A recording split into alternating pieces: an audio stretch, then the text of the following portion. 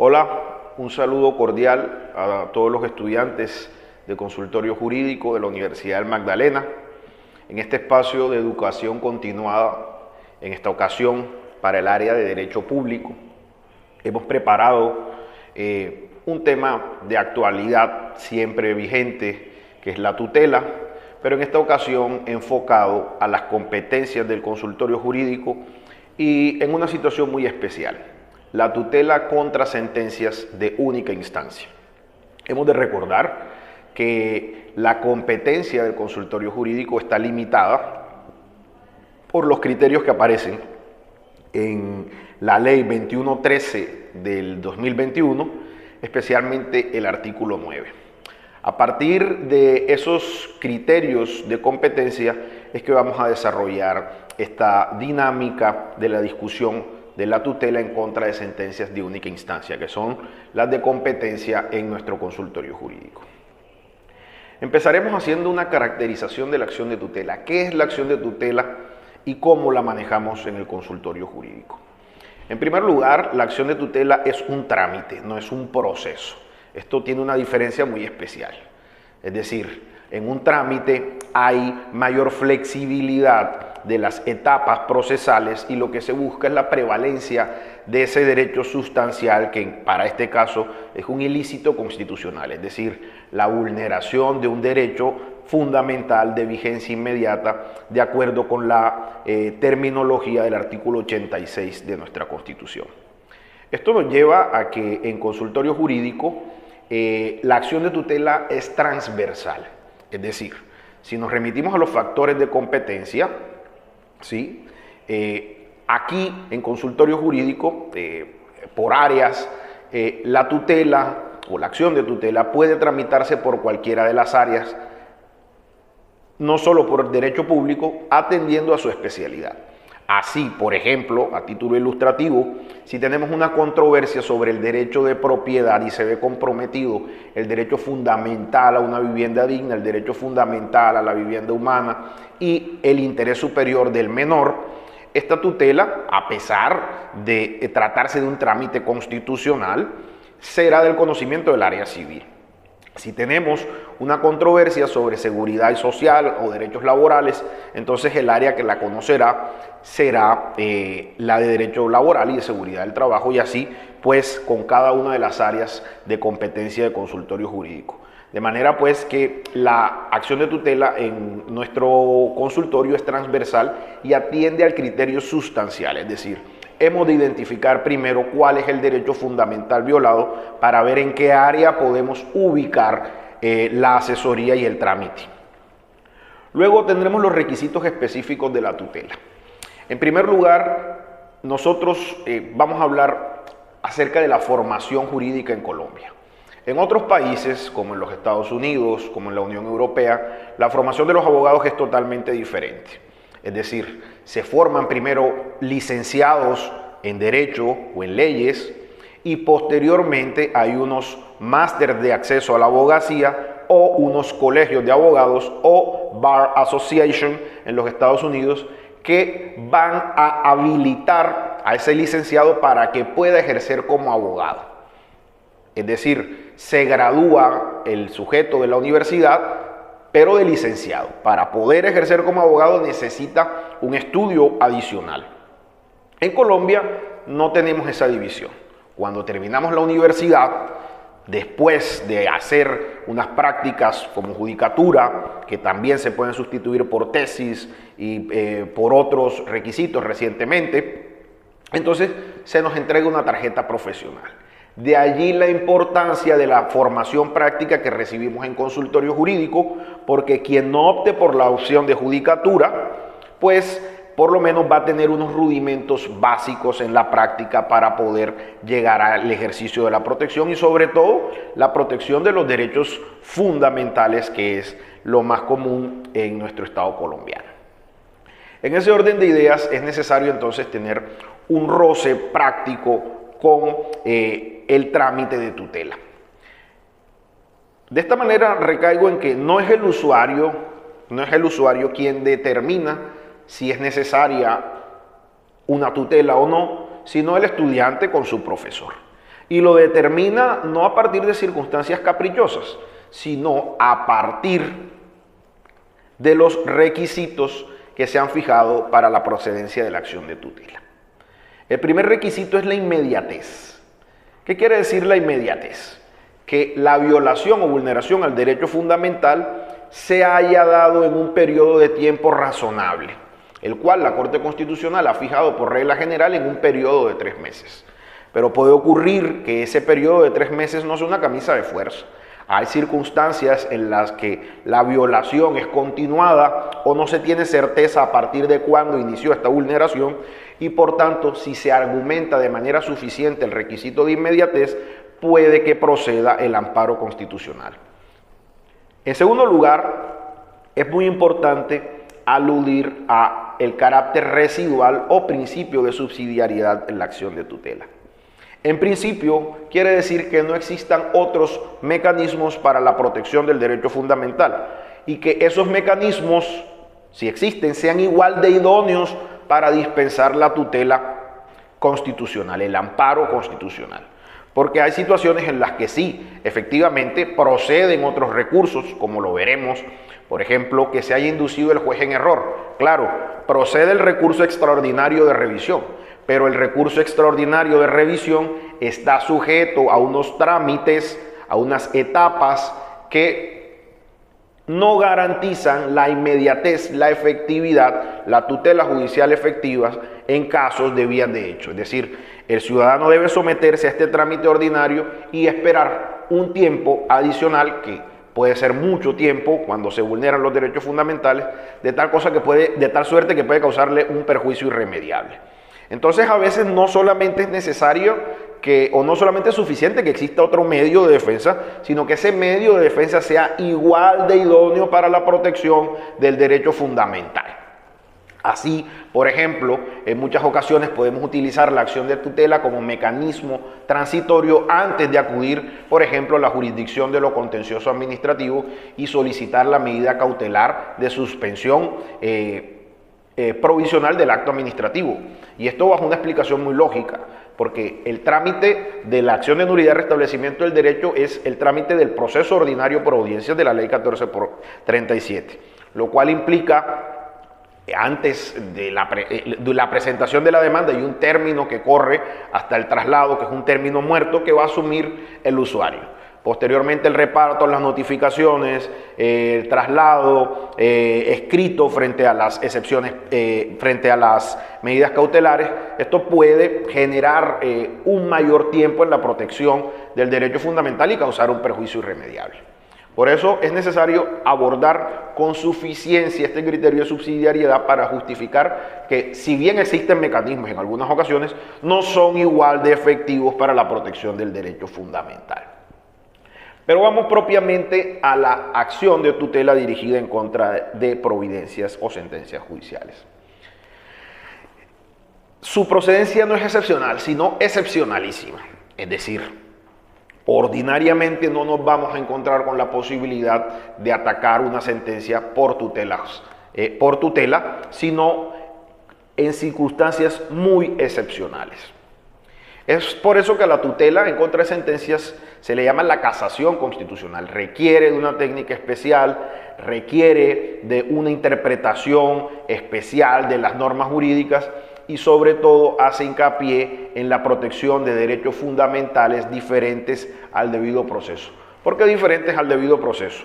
Porque a través de los recursos ordinarios y extraordinarios puede lograrse la protección del derecho al debido proceso. De manera que si solo está comprometido el derecho al debido proceso y no está comprometido otro derecho fundamental, suponiendo la dignidad humana, suponiendo la vida, la integridad corporal, etcétera, solamente está comprometido el debido proceso, difícilmente va a proceder la acción de tutela en contra de sentencias judiciales. Pero en consultorio jurídico, ordinariamente, lo más frecuente es que no conozcamos de estos casos. Digo, lo más frecuente, pero puede ocurrir en el marco de nuestras competencias. Estas competencias están regladas en el artículo 9 de la Ley 2113 del 2021, el cual dispone que para el ejercicio de la representación de terceros determinados como personas beneficiadas del servicio en los términos de esta ley, los estudiantes, bajo la supervisión, la guía y el control de consultorio jurídico, podrán actuar en los casos establecidos en este artículo siempre y cuando la cuantía no supere los 50 salarios mínimos legales mensuales vigentes.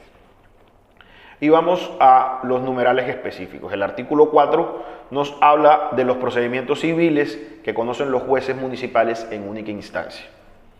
El numeral 6 nos habla de los procedimientos de competencia de los jueces de familia en única instancia.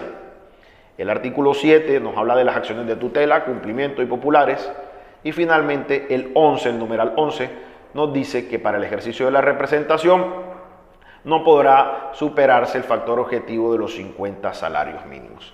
Esto nos da una idea entonces de cuáles son esos procesos de única instancia que podemos atacar por la vía de tutela en primer lugar. Vamos a complementar esta noción inicial con el artículo 17 del Código General del Proceso, que nos indica los procesos de única instancia. 1. De los procesos de mínima cuantía, incluso los originados en relaciones de naturaleza agraria, salvo que correspondan a la jurisdicción contenciosa. También conocerán de los procesos de mínima cuantía por responsabilidad médica de cualquier naturaleza y origen, sin consideración a las partes, salvo los que correspondan a la jurisdicción ordinaria. Pensemos en una víctima indirecta en un proceso de responsabilidad médica. Hay dos tipos de víctimas en los procesos de responsabilidad civil. La víctima directa, que es la que sufre el daño como tal, por ejemplo, una lesión personal o una muerte, en el caso de la responsabilidad médica, y luego están las víctimas directas, que son los familiares, allegados, amigos y legitimados por afecto para presentar una demanda de responsabilidad civil. Hay eventos en los que solo se pretende la reparación de un daño no patrimonial, el cual puede que no supere los 50 salarios mínimos y por tanto es competencia de un juez de pequeñas causas o un juez municipal. De esta manera, tenemos entonces la posibilidad de presentar una tutela, ¿sí?, en estas circunstancias. Es uno de los ejemplos. Otro de los ejemplos es de los procesos de sucesión de mínima cuantía. También manejamos acá en consultorio jurídico. También los procesos de celebración de matrimonio civil sin perjuicio de la competencia atribuida a los notarios, de los conflictos que se presenten entre copropietarios o tenedores. Esto estará sujeto a la declaración también de estudio socioeconómico para la atención del consultorio. El artículo 6 nos habla de los procesos atribuidos al juez de familia en única instancia. El 7 de los requerimientos y diligencias varias. El 8 de las disposiciones especiales que deba resolver el juez con conocimiento de causa breve y sumariamente o a su prudente juicio de manera a su arbitrio, de las controversias que se susciten en los procesos de insolvencia de personas naturales.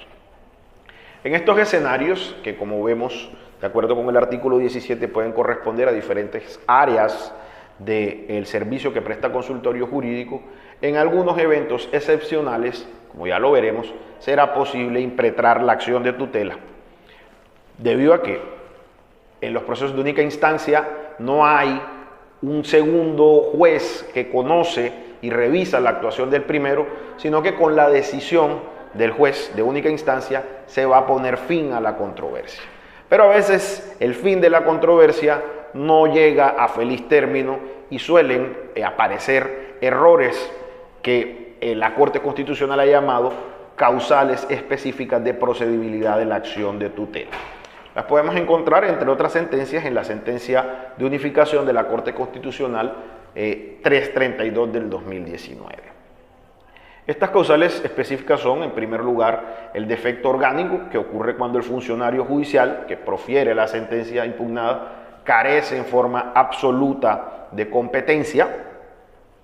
La segunda causal es el defecto procedimental absoluto. Surge cuando el juez actuó totalmente al margen del procedimiento previsto por la ley.